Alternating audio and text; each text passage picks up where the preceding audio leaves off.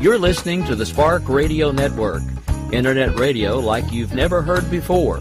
Innovation, creativity, and imagination are all said to begin with a spark. So fasten your seatbelt and take the ride of your life and listen for the spark. You are listening to KLRN Radio, where liberty and reason still reign. Most writers and radio show hosts know that to connect with your fans, you need to do more than just write books or record the latest podcasts. There are many different elements that go into forming an online platform, but there are also many hidden traps. To make matters worse, solid advice on how to survive the muddy waters is scarce. In the book Hidden Traps, I talk about some of the important issues of working with an online platform, highlighting traps that could put your physical or internet security at risk or be harmful to your reputation. Are your social media posts just links with a few disjointed words, making you look like someone who can't complete a sentence? Did your new website cost you more than you anticipated? Are you leaking your personal contact details across the web without even knowing it? Then you need Hidden Traps.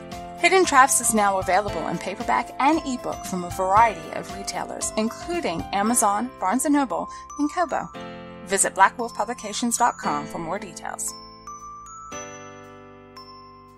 If you're 85 or younger, would you like peace of mind and comfort for your family? We're Final Expense Direct with an urgent message for you. The average funeral today costs over $8,000, but the most you'll get from government benefits is $255. How will your family pay the difference? We can help. Our senior plans start as low as just $1 a day and pay up to $30,000 for a funeral and other final expenses. Peace of mind is easy. There's no medical exam. You'll have lifetime coverage, and your plan can't be canceled as long as you pay your premiums. Call now for free information about our senior plans. Answer a few simple questions and receive approval right on the phone. Plus, call right now and we'll give you a discount prescription card for free. Call 800-553-8687. That's 800-553-8687. Again, 800-553-8687. 687. KLRN Radio has advertising rates available. We have rates to fit almost any budget. Contact us at advertising@klrnradio.com.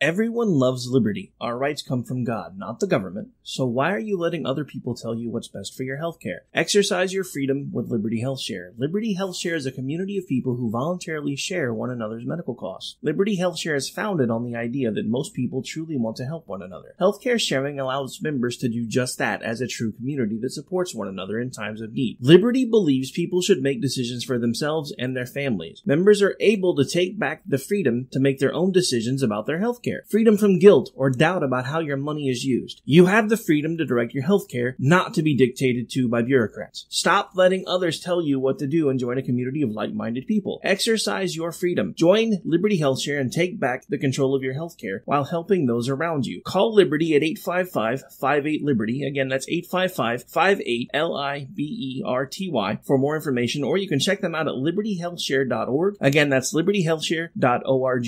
Here's George Foreman with InventHelp. Hi, I'm George Foreman. Do you have an idea for a new product or invention? People ask me all the time, George, how do I get my idea in front of companies? How do I get a patent? What do I do next? Do you have the same questions? I'll tell you like I'll tell them all. Call my friends at InventHelp. Call InventHelp today for free information. InventHelp has been helping inventors for more than 30 years and has sales offices nationwide. InventHelp can submit your invention to companies who are interested in receiving new ideas. If you have an idea and want to try to patent it and submit it to companies, you should call InventHelp today for free information. Listen, I can't guarantee a company will be interested in your idea, but I believe every inventor deserves the opportunity to step into the ring and take their best shot. Put InventHelp in your corner. To get your free inventor's information, call 1-800-353-6490. That's 1-800-353-6490. Again, 1-800-353-6490.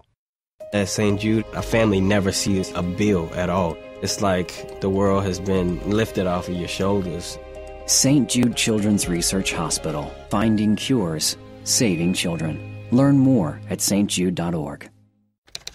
Sometimes writers feel lost, unsure why a passage may not be working. It takes another set of eyes to help us nurture our writing into full maturity. At Black Wolf Editorial Services, we strive to enable writers to develop and grow, offering manuscript critiques and line edits through a mentoring editorial style. We also offer assistance on generating a writer's bio for your websites. Black Wolf Editorial Services, nurturing your writing into maturity. For a full list of services, visit blackwolfeditorial.com. Sometimes we need to slow down and remember the simple pleasures in life. Good coffee, good books, and good company. Come on in. Take a seat. The coffee's just been brewed.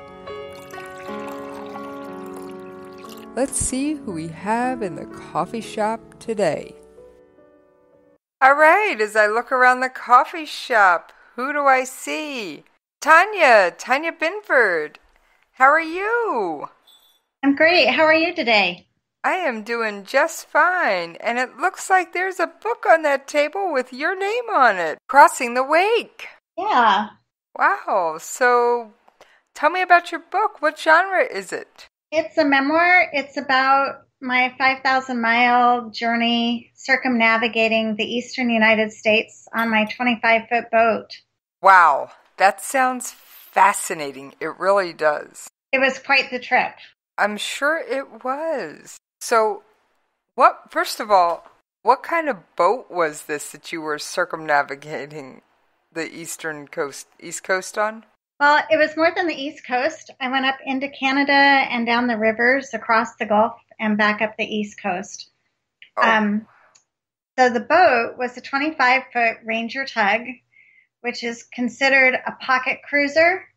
So it's very small, but it has all the amenities of a small trip, like a travel trailer. Not a lot of space, but plenty of amenities. Okay, so you have a bathroom and a shower and things like that. Yeah, my bathroom and shower took up about 4 square feet. Very small space. Okay, that's tiny. Yeah, it was. Yeah, I think my bathroom sink was all of about 8 to 10 inches diameter. Okay, this is definitely tiny. Yeah. Yeah, and it was a great little boat, though, because it had a lot of things that I needed for being on the waterways. So it had really good navigation equipment. It had radar. I had things for cooking, like a microwave. I had a crock pot, a stove, things like that. Were you alone on the boat during this whole trip? I was alone for most of the trip, except for a couple of small parts. There were 3 days, actually 3 nights, my mother was with me. And I call that, like, that chapter, the 3 days in a closet with my mother. It was a little tense. But my mother has forgiven me. Okay, I know my mom and I didn't always get along, so I couldn't imagine being stuck in that small of a spot with my mom for that long. Yeah, and I get along really well with my mom. We really get along great. What can I say? But even still, it's a small space, and it was pretty tense for me. And my mom was not a boater, and so it was a little bit difficult at times, and she could be kind of concrete. So, for instance, there was a time I wanted her to take a picture of the Statue of Liberty. And so I sent her to the back of the boat with a camera to take a picture. And I looked back, and I'm floating out in front of the Statue of Liberty. And you can imagine in the New York harbor, there's boats everywhere. It's choppy. It feels like a washing machine because the water is everywhere. And my mom was quietly sitting with the camera on her lap. And I called back and I said, Mom, take a picture already. And she said, I'm just waiting for it to calm down, Tanya. And I had to go back and kind of say, no, take the picture anyway. It's never going to calm down. We're in the New York harbor. So it got a little bit tense at times. And my mom had a hard time reading that chapter. And I had to explain to my mom that no matter what was written, I loved her no matter what. And so she said, so then if I write 100 times, I love my daughter no matter what, I'll be able to read that chapter? And so I said, yeah, do that. So she used to be a teacher. That explains the write it 100 times routine. Yeah. But it's all good. She has gone back and reread that chapter, and there's some things that, we've talked about it since, and we're good. Like I said, we're talking. Well, that's always a good thing, because you definitely don't want your book to cause family strife. No. But I'll tell you what else. My sister, when she and I start to get into it or something, I just warn her ahead of time that she might be in my next book, so she better watch it. Actually, I have a friend who's a writer, and she writes thriller novels. Oh, that's scary. Yeah, she's unpublished as of yet, but I've read some of her betas. I beta for her, and her husband had somebody that was just absolutely driving him crazy. So she put him in the book and killed him off, and it wasn't pretty. That's scary. And nobody gets killed off in my book. Well, that's good, because yours is a memoir, it would have happened in real life, and that would be sad. Would be. It would be not very nice. Yeah. So, what made you want to take this trip in the first place, and how long did it take? The trip itself took me about 6 months. Most people take this trip and do it in about a year, 8 months to a year. And most of the people who are doing it are couples who have retired. However, I was a little bit naive about things. I had been living in Arizona. One of my best friends died in her 50s with cancer. Actually, a couple of my friends died who had cancer in their 50s. So when I was about 45 years old, I decided that when I turned 50, I was going to do something really cool. And I am a psychiatric nurse practitioner, and I had talked to my patients, and I'm always trying to get them to do things that they want to do in their life, no matter what it is. Like, if you want to climb Mount Kilimanjaro, go do it. If you want to take a boat trip, go do it. Whatever it is you want to do, it doesn't matter, but just doing something. So I would talk to my patients about things that I would want to do. And I said, when I turn 50, I want to go sailing for 6 months. And of course, everybody thought I was crazy because I lived in Arizona in the middle of the desert. So in 2010, the opportunity came for me to move to North Carolina. And so now I live on the coast, and I was able to learn about boating. And so I guess by then I was about 47.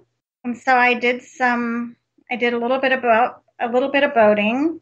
And while living here, I realized that sailing off into the sunset was probably not the greatest idea for a single woman my age. And my son, he had come out here with me, and he was at the marina, and he met some people who had done the same trip, which is called the Great Loop. And so he came home one day and he said, Mom, this is the trip that you need to take because it's safer. There's going to be people along the way. You're going to be closer to shore. And so that was kind of how the idea of doing the Great Loop came about. And so I planned for it. And then when the time came, I was ready. And I was, like I said, I was a little bit naive. I didn't know what all it entailed other than what I had read. But the other thing is I didn't have any preconceived notions like a lot of people do. Like sometimes there's preconceived notions about women doing boating, for instance. So although a lot of men have done this trip single-handed, it turns out I was like the first woman to do it single-handed. That's because I didn't know any better. That must make you feel really proud, though, to be the first woman to do it single-handed. Yeah. Well, I didn't really know about that at the time. The idea was just to be out on a boat for 6 months to a year and change my life. And one of the best parts about it is that I only had to be responsible for myself and my boat during that time frame. My kids are grown, so I don't need to be responsible for them anymore. And as a nurse practitioner, like normally when I'm working, I feel responsible for about 300 to 400 people at any given moment. And although I know that I'm not specifically responsible for all those people, that's still kind of a weight that I carry with me, is that responsibility. So for that time that I was doing this trip, I didn't have to be responsible for anybody else, which was awesome. Well, I know that as much as I want to, I will probably never get to accomplish one of my dreams. Why not? Because I'm now a wheelchair user, and I wasn't when I had the dream, and so I have to modify things a little bit. Yeah, so it was the dream. I originally wanted to go do some mountain climbing, and I've done a million amazing things. Yeah. I have jumped out of planes. I have scuba dived. I have been on some adventures that probably would make a great book. Sounds like it. But I'm no writer. But anyway, I digress. But after the accident that landed me in the chair, I knew that mountain climbing probably wasn't the best idea. Yeah. So you get to find a new idea. Like, I went from sailing to being in a little tugboat with a motor, recognizing that sailing was probably not the greatest idea for me, single-handing, especially since I didn't grow up sailing. That was probably a smart move. Yeah. Now, what I've done instead is I've tried to write. I feel like I'm on an island surrounded by all these little sharks that are writers and are always saying, you need to write, you need to write, you need to write. And I have tried. But writing is hard. It is hard. It's the hardest thing I've ever done. I tell people it was harder to write my book than to do the Great Loop. Okay, I was one of those kids in high school that just about flunked out of English. I was never that bad, but for me, there's something called NaNoWriMo, and it's National Novel Writing Month. It's 50,000 words in 30 days, and a lot of my friends do it, like more than 100 of them. So you can imagine you need to write, write, little seagulls, like in Finding Nemo. Yeah. Mine. In this case, it's write. I was told about that when I first was told about writing a book, and I joined it, and I could not do that. And I never thought of I was never a boater until I did the Great Loop, and now I'm a boater. I was not a writer until I wrote this book. The stuff that I used to write when I was, in school, you have papers, and they're really boring, and they're usually research-oriented. At least all of my stuff was, because it was more science-based. And so it was really, really boring writing that I was expected to do, whether it was getting my bachelor's degree or my graduate degree. It was boring. I hated it. One time I was taking a psychopharmacology class, and we had a research paper that was due, and I decided I just wasn't going to do it, not the way they wanted me to do it. So I decided to write about acupuncture. And I had to give a presentation, and my PowerPoint presentation, included a tree. And that was it. And at the end of the class, my teacher came up to me and she asked me about that. And I said, I'm done writing papers.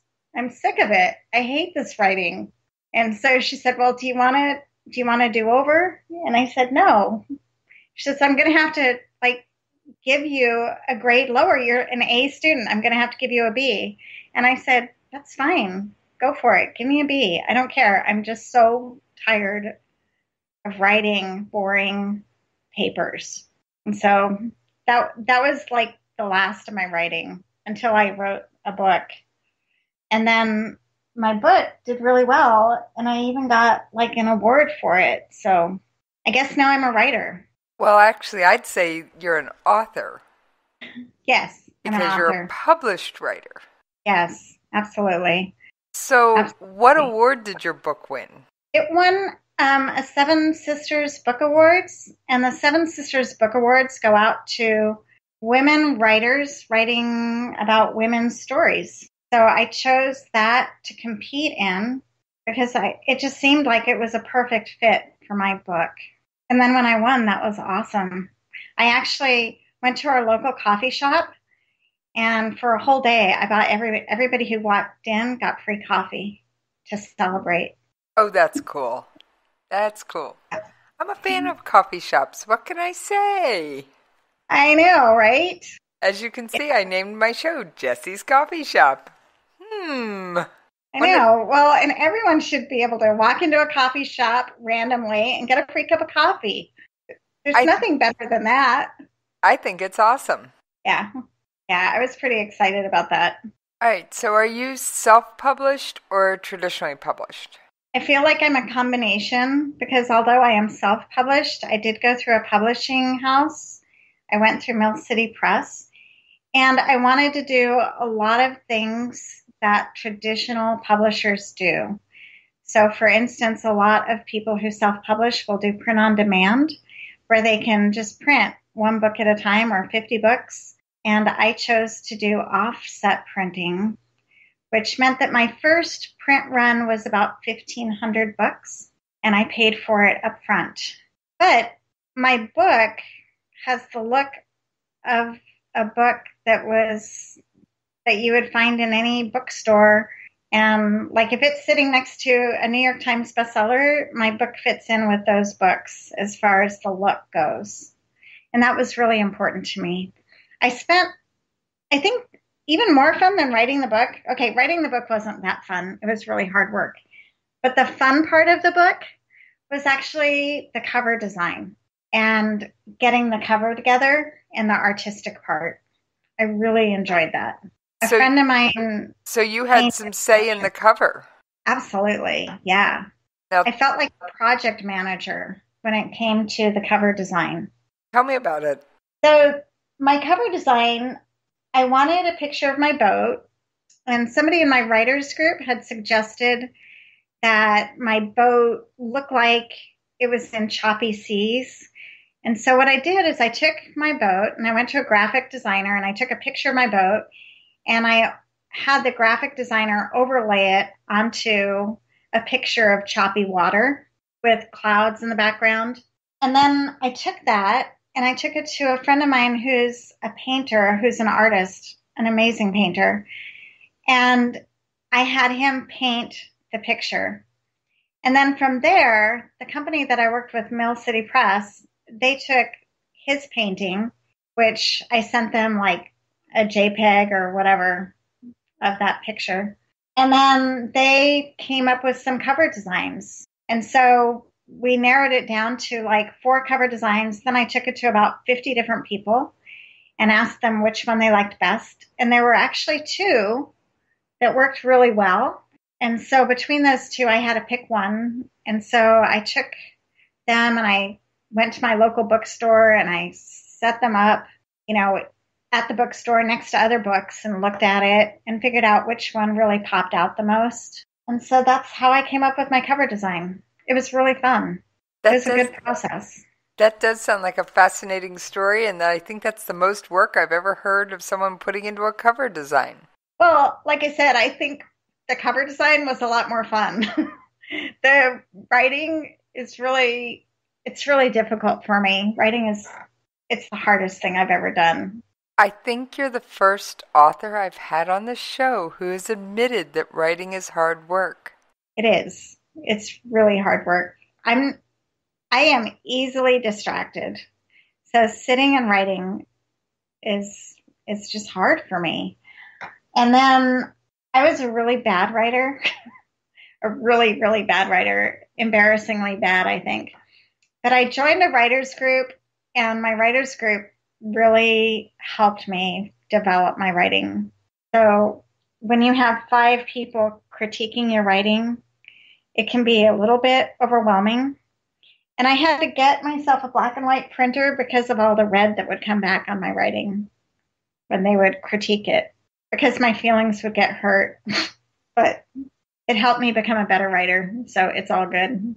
So are you going to write a second book or dabble in fiction, or are you going to stick with nonfiction? I am not nearly creative enough to do nonfiction. I think fiction writers are amazing because they have really good imaginations, but I have a lot of stories in my head that I could write about, and I actually wrote out, I have the first line of my next book. That's about as far as I've gotten. Actually, I have a few pages written. But the first line is, I share my office with dead people. Okay. How's that for first line? You got my attention. Yeah, so it's a really catchy first line, and I like it. And part of it goes back to my work as a psychiatric nurse practitioner, and it goes back to things like it talks a little bit about the opiate epidemic, and sometimes I worry about it being too serious. So we'll see. We'll see what I do with it. Like I said, writing to me is really hard. It took me a year to get my first draft written of Crossing the Wake, and then it took almost a whole nother year to get it finished and published.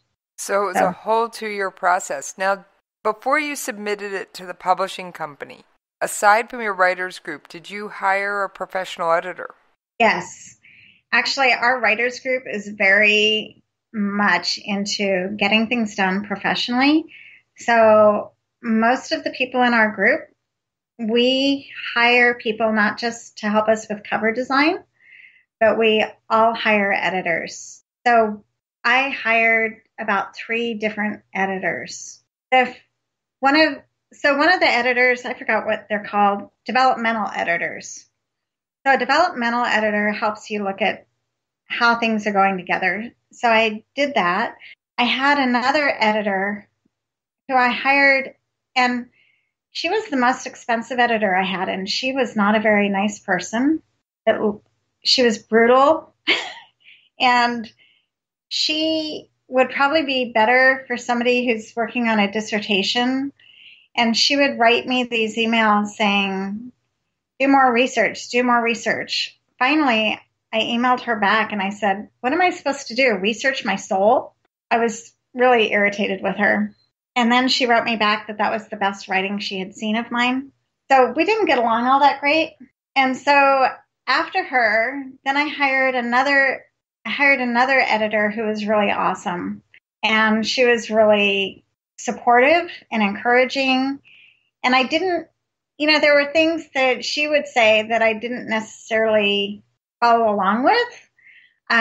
But she could bring stuff up, or she had a way of saying things. And there were some things that I forgot what it was, but she would say something like, previously I said, do you remember when I said such and such? And that just didn't flow with my writing style. So I didn't necessarily use those words that she gave me.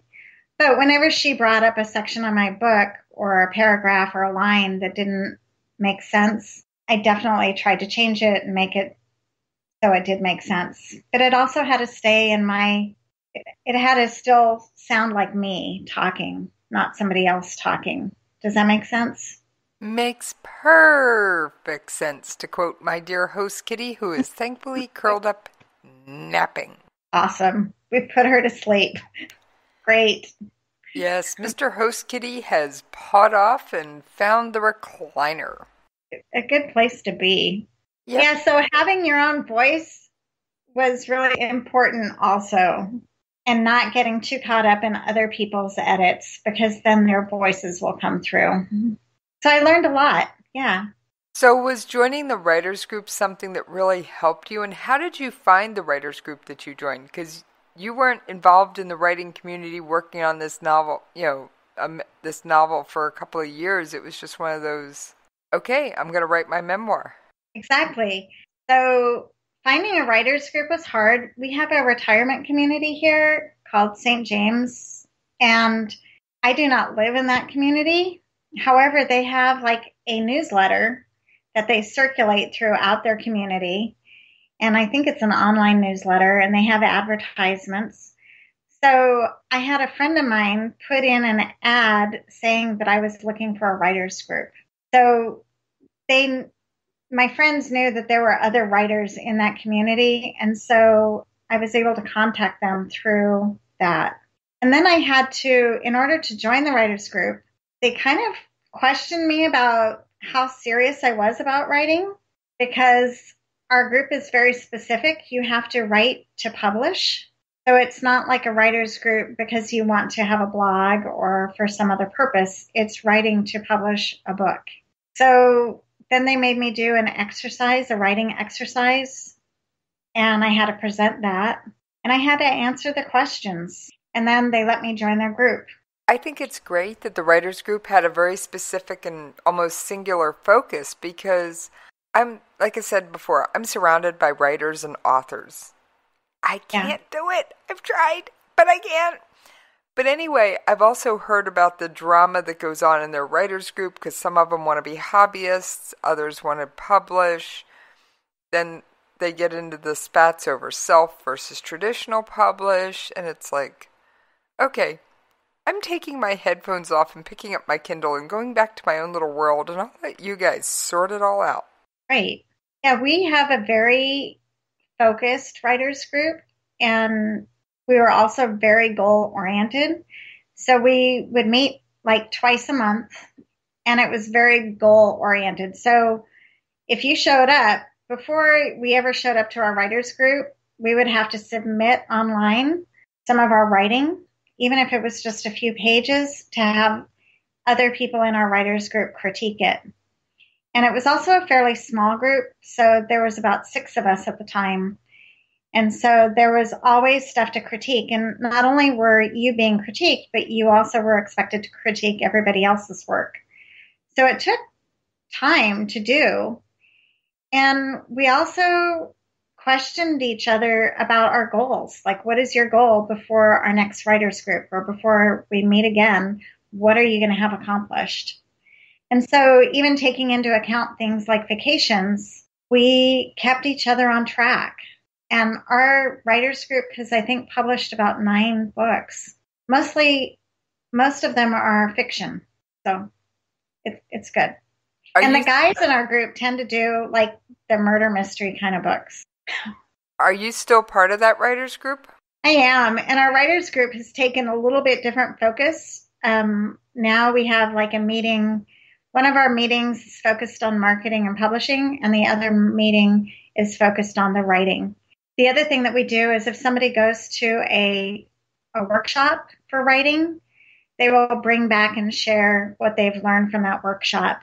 One of the best paragraphs that I have in my book, it was actually a technique I learned in one of my writers groups. One of the members had come in with this exercise on how to write. It was like a 14-sentence exercise. And the exercise included things like, okay, your first sentence is going to be, like 5 words. Your second sentence is going to include a color, an article of clothing, and some action. I don't know. And then you're going to have a sentence that, includes something else, like you're comparing one thing to another. And it has like 14 different lines. And so we just kind of randomly just picked a scene and we wrote out this paragraph. And that exercise made one of my sections really pop and stand out. And it was amazing the difference it made. And so after that exercise, I came home and I went through my manuscript and I found about 5 different places in my book that would make it better. And I went through and I said, okay, I'm going to use it here, here, here, and here. And it made a huge difference. So I think that sounds fantastic. And I also think it's amazing that you're still part of the writers group, even though you're not currently actively working on another project. Yeah. Yeah. And they're encouraging me to work on another project. And so I do want to work on another project. But like I said, I find it really hard. And the other thing is I have to make a living. So I'm still like a single person with my only income being my only income. So I don't have a lot of free time to be writing. When I came back from my trip, I did not get my job back like I had planned to. And so I was told, like, well, what other ideas do you have? And so I started writing because a lot of people had suggested I write about my trip. But then I decided I would only work part-time once I did start working. And so I thought, well, I'll just give myself a year working part-time. And so I did. I did that first year working part-time. And then my daughter said, well, Mom, it's been a year. You need to go back to work, don't you think? And my daughter's an adult and she's very driven and goal-oriented. And I said, well, honey, I think I need another year. So I took another year to work part-time. so I could finish all the edits of my book and do all the marketing and figure out the publishing and all that stuff. But now it's been a couple years and my book's been out for a while. So I think it's about time that I maybe grow up a little bit and start working a little bit more. And I probably need to do that because I'm still too young to retire. So in my spare time, I'll probably write, but my next book may take me more than a year to write. I have talked to many writers and many authors, and I have heard of books taking from 3 years to 5 years, or started when they were a teenager and not fully fleshed out and developed until they were in their 30s. I know. And I think part of it is because, anything that I really don't like to do a lot of, I try to get through quickly to minimize, how hard it is. And writing is not something that's easy for me. I don't sit down. It's not something I enjoy. It's hard. I love my work. I love what I do for a living. That I thoroughly enjoy, but writing is a lot more difficult. And so writing for me is more something I've been driven to do from an internal, I've got to do this, got to get this information out there. So I feel more driven to do it than desiring to do it, if that makes any sense. Yes, it makes all the sense in the world, and I'm going to ask you to hang on with me while we take a commercial break, and we will be back with all of you after we pay those radio station bills. You're listening to the Spark Radio Network, Internet radio like you've never heard before. Innovation, creativity, and imagination are all said to begin with a spark. So fasten your seatbelt and take the ride of your life and listen for the spark.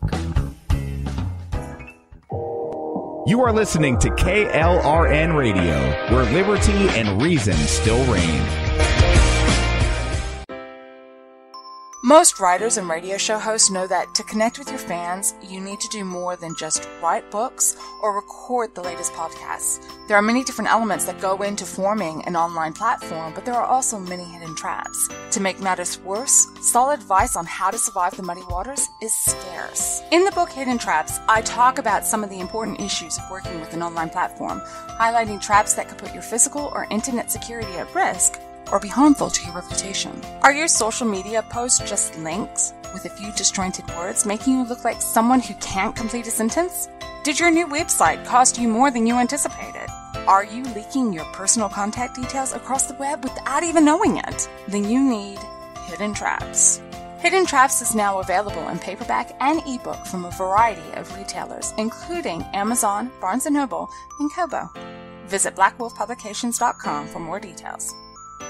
If you're 85 or younger, would you like peace of mind and comfort for your family? We're Final Expense Direct with an urgent message for you. The average funeral today costs over $8,000, but the most you'll get from government benefits is $255. How will your family pay the difference? We can help. Our senior plans start as low as just $1 a day and pay up to $30,000 for a funeral and other final expenses. Peace of mind is easy. There's no medical exam. You'll have lifetime coverage, and your plan can't be canceled as long as you pay your premiums. Call now for free information about our senior plans. Answer a few simple questions and receive approval right on the phone. Plus, call right now and we'll give you a discount prescription card for free. Call 800-553-8687. That's 800-553-8687. Again, 800-553-8687. KLRN Radio has advertising rates available. We have rates to fit almost any budget. Contact us at advertising@klrnradio.com.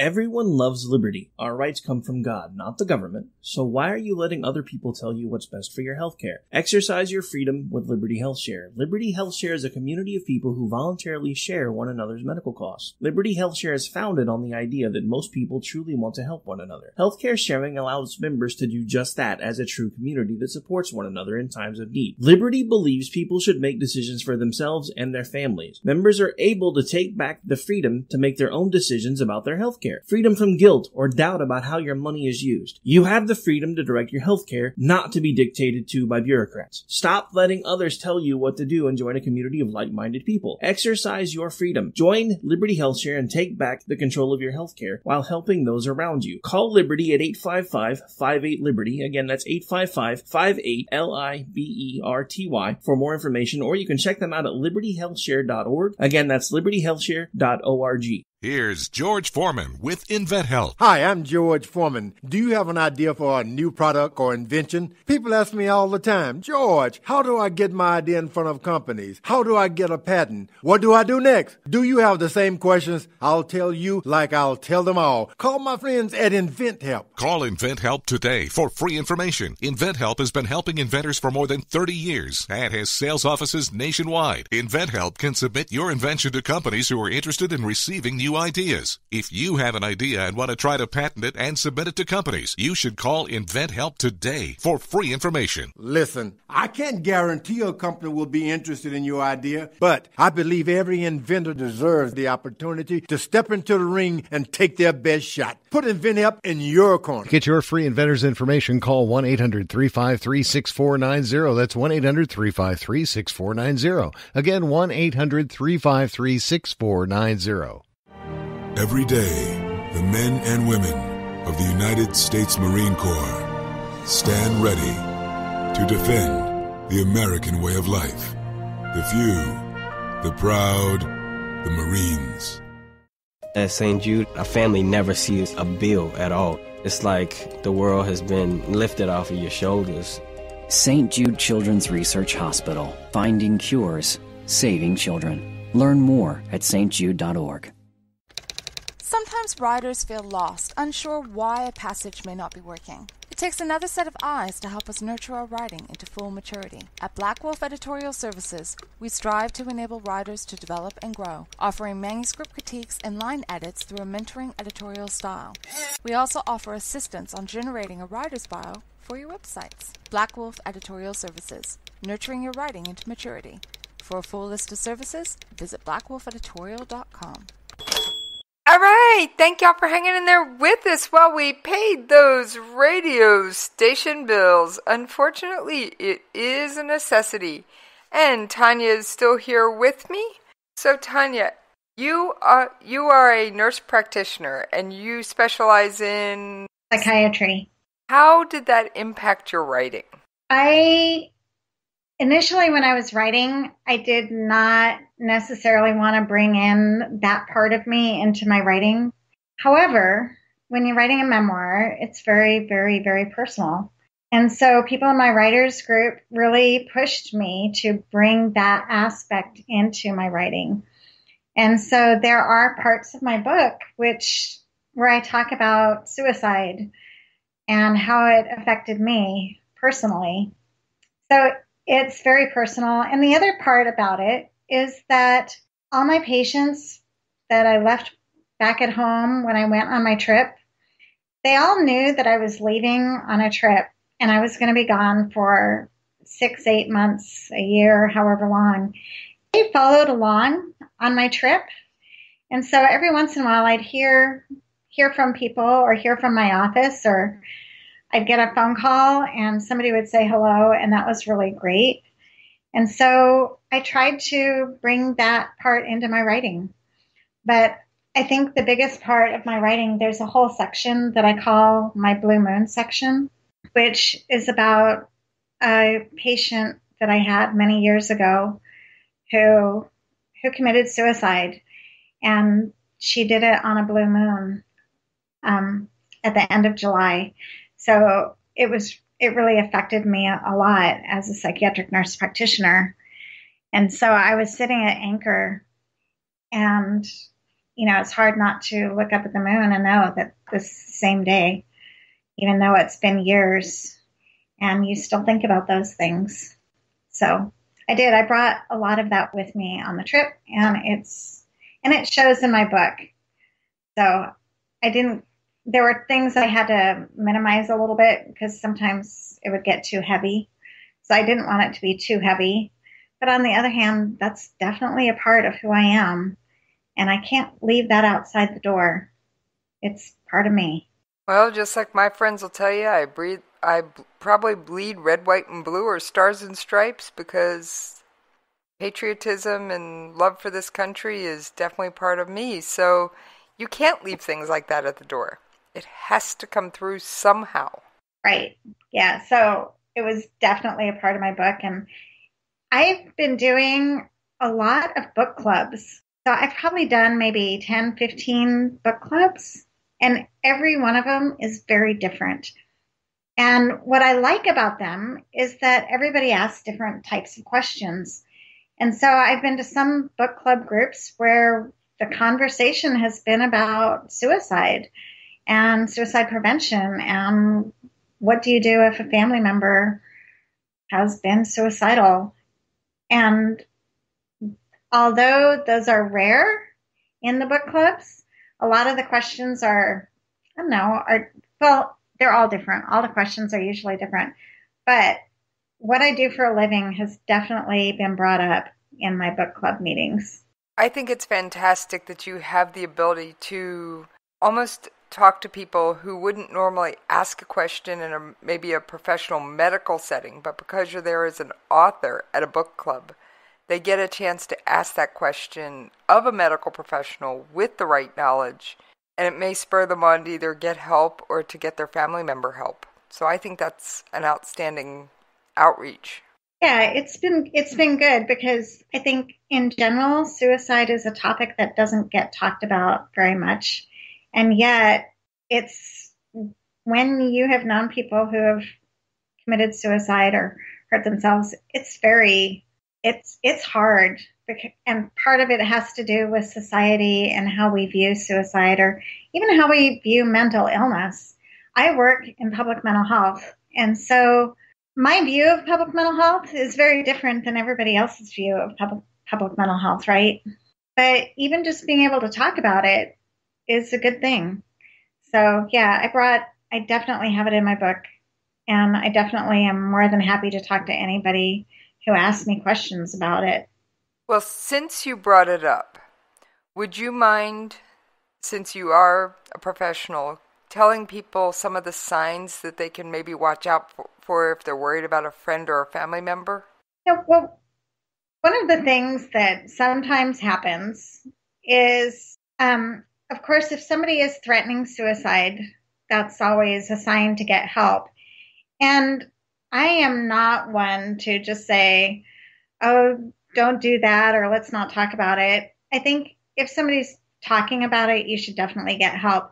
But the other thing that happens usually before somebody gets to that point is people will isolate and maybe you don't see somebody as often. I had a friend of mine who had kind of quit talking to me for a while, and she had a history of depression, and she had been getting more and more depressed. And it turns out that she also had a lump in her breast at the time, and she felt that nobody would care that she had this lump in her breast, and so she didn't get it checked. And finally one day, but she had really quit talking to me, and I didn't know why she had quit talking to me. But one day she called and she said that she had quit talking to me because she was taking everything really personally. So if I said something, she took it way too personally, or she misinterpreted what I said. So if I said something that was innocuous, she might take it as me being mean to her. And so she explained that that was what had been going on with her, but she was feeling really depressed. She felt that people at work didn't care about her. And so we talked about that, and I was able to get her started on an antidepressant. And then after she got started on her antidepressant, she was able to go and get her breast checked. But prior to that, she didn't even feel like anyone would care. anyway, so why bother getting it checked? And it turned out she did have cancer, and she was able to get it treated, and she is still doing great to this day. I think it's been like 10 years, and she is still cancer-free, which is really awesome. But I kind of wonder how sick she would have gotten had she not been willing to reach out and talk about feeling so depressed. But for her, there was also a family history of depression. You know, it's not just her, but her daughter has depression. Her son probably has some depression. So family history is really important as a part of it as well. Even in my family, I had my father's cousin committed suicide. And when I was young, we didn't talk about that. So I'm aware that it happened. And since then, I've been able to talk to my father's other cousin about it. And, you know, but back a long time ago, people never even brought it up. So now at least it's being more widely known. And even in the military, there are so many suicides in the military now, and with young men coming back from wars, that I think the military has done a really good job of bringing it out into the public awareness, and so that it's not seen as hopefully it doesn't have the stigma that it has had in the past. At least I don't think anybody wants, I think a person has to be pretty tormented to be able to go through with killing themselves. And it's that level of torment that we really try to work with in public mental health to help people with. So I'm probably going on way too long about mental health, but that's okay. It's my passion. That's okay. It's your passion, and it comes through in your book, and it's part of who you are. And this show's about the books and the people, the writer behind the book. Yeah. Now we're going to go back to the writing process just a little bit. Well, so how did you structure your day when you were writing? Did you just get up, have your coffee, and go to the keyboard? Or was it one of those things of you had to take care, make sure you were working part-time at the time, but how did you structure your day to get in your writing time? I was not very structured at that. I would try to write earlier in the day because I'm not much good late in the day. So if I could get started early, like usually in the morning, I get up and I go and I meet my friends for coffee at 7 o'clock in the morning, get home around 8 o'clock and take a shower. And then if I could get right started into writing, I would do that. And sometimes I would review what I had written beforehand. Like if I had submitted some stuff to my writers group, I might review the edits and changes. The other thing that I did was I have these cork strips that I screwed onto my wall in my office, and I have 3 cork strips that go across, and I did not write my book in a very logical way. So I had my trip, and I had little Post-it notes of all the different chapters that I would write about. So if something interesting happened, or there was some type of lesson that I needed to learn, I would put that on a little piece of paper up on my corkboard, and it was all in order. So I would kind of randomly pick things. So there was one section that was the last section of mine to be written, and that was a section that actually came towards the beginning of the book, and it was a section about being in a really bad storm with tornadoes about a mile away. And I slept through that. Scary. Right. It should be scary. For any normal person, it would be scary. And I actually fell asleep. So I was reading a book, kind of minding my own business, and went to bed. But meanwhile, the other 2 boats that were anchored with me were not having that easy of a time. One of them lost their anchor, and their boat started drifting into the other boat. And so for the longest time, I had the 2 blogs of those 2 separate boats sitting on my cork board. And so I had information about that, but I didn't know how to write that scene to bring all that in, because my perspective was boring, right? I watched what was going on around me. I went to sleep. But meanwhile, all this other stuff was going on. And so I had to figure out how to make that realistic. And so part of it was doing the research of the time, but also I interviewed and taped one of the people. And then I also had the other two people that were involved. I had them read it and make sure that the language was correct for what I had them saying. So I ended up writing a dinner conversation about that instance. But writing a dialogue for a dinner conversation was really hard because I had to take three people's perspectives and use their language so it would be authentic. But that was the last thing I wrote in my book. There's a lot of dialogue in other people's language in fiction, so maybe you could do it, even if it is hard. I know, right? But yeah, it was really important to me to get it right and to have that authenticity come through. And I wanted it to be real and for people to feel what it actually felt like in that moment. Is there anything that you wanted to bring up that we haven't touched on yet? I can't think of anything off the top of my head. Oh, I will tell you. So one of the things I learned about writing is that it's kind of like a symphony, right? You have to have subplots and sub-stories, and you have to weave them all together. So part of my book, I had been dating this guy before I left. And so I actually had to bring that in and kind of weave it in a little bit. So that's like a sub-story, right? So you have sub-stories, you have like the real story. Yeah, you always have subplots. You do, right. And so that was something I had to learn. It couldn't just be like an A, B, C, D, like I did this, then I did this, then I did this, then I did this. I actually, you have to say, that would be boring, right? So in order to make it an adventure, you have to take all that stuff and you take the interesting parts. So I have this line at the very beginning of my book that it's, I guess, I don't know if it's an epilogue or it's at the very beginning, but basically, or a prologue or something like that. Anyways, but it's a disclaimer. That's what I called it, my disclaimer. But basically it says I don't go into all the boring details. I just kind of like a big pot of soup or something, you boil it all down till you get all the good flavors. And they all have to kind of mix together. So everything in my book is true, but I leave out all the boring stuff. Yeah, I don't think most people want to read about how you made yourself dinner on the boat, unless something went cuckoo. Right. Yeah, and there was this time when I was out on my boat where my autopilot didn't work, so I had to learn how to pee in a urinal standing up. So people don't need to know that, right? There are things people don't need to know about.